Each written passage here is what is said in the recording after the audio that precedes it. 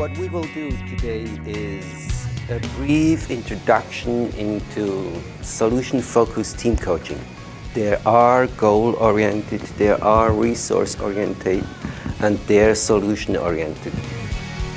We have the idea that coaching should produce an impact for the coachee, for the team.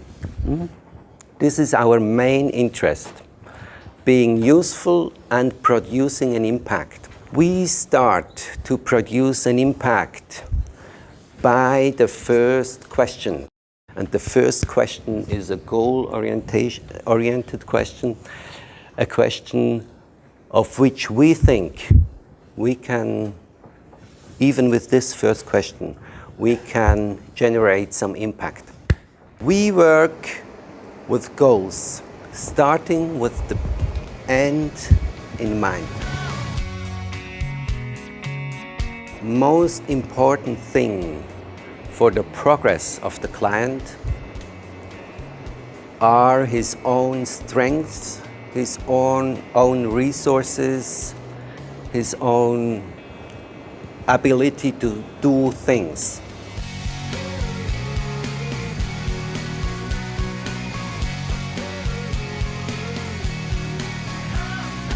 What we try to do during our coaching time is to keep our awareness constantly on a high level, and this is not very easy always, on listening what we hear about resources, strengths, abilities to do something.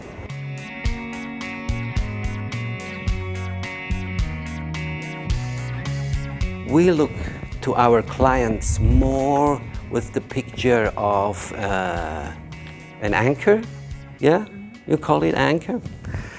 And here, in this anchor, every information, every knowledge is already in, that this little thing can become a huge tree living for years.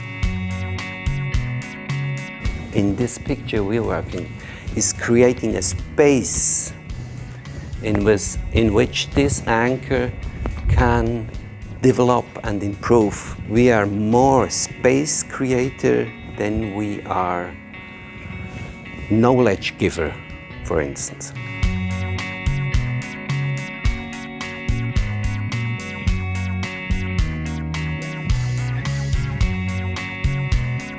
I'd like to make transparent what we do understand under the term of solution-oriented. Most of you, as a coach or as a manager, I assume will say, yes, of course, I'm solution-oriented. Talk about differences between why and how question. If you look at conversations, you can talk with your client or your partner about solutions, or you could talk about problems. You could talk with the view to the past, or you can talk with the view to the future.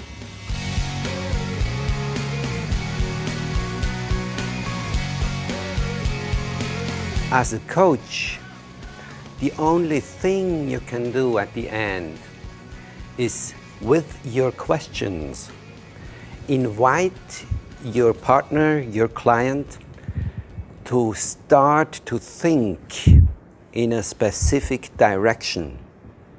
It's only an invitation. You don't have any guarantee. If you ask a lot of why questions are normally, the most of them normally are heading for answers in this part between past and problem, mostly. How questions They invite your clients to think in the dimension of solutions and future, mostly. Please do understand me the right way. For me, main thing is not to say, never ask a why question in your life. For me, I think the important thing as a coach is to be aware of yourself, what's coming out of your mouth. Be aware that if you ask a lot of why questions, you're in this part, in this dimension of past and problem. And if you ask a lot of how questions, you're in that dimension. For me, the main competence of a coach is to be aware of what he's doing, he or she is doing.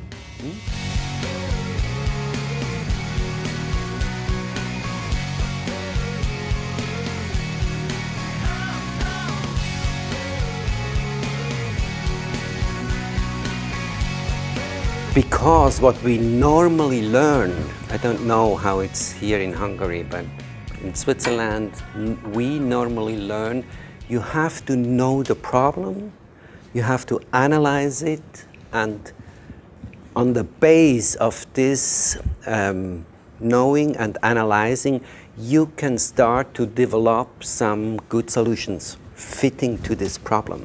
And what solution-focused people developed is that we can generate solutions, sustainable solutions, without analyzing the why in the past.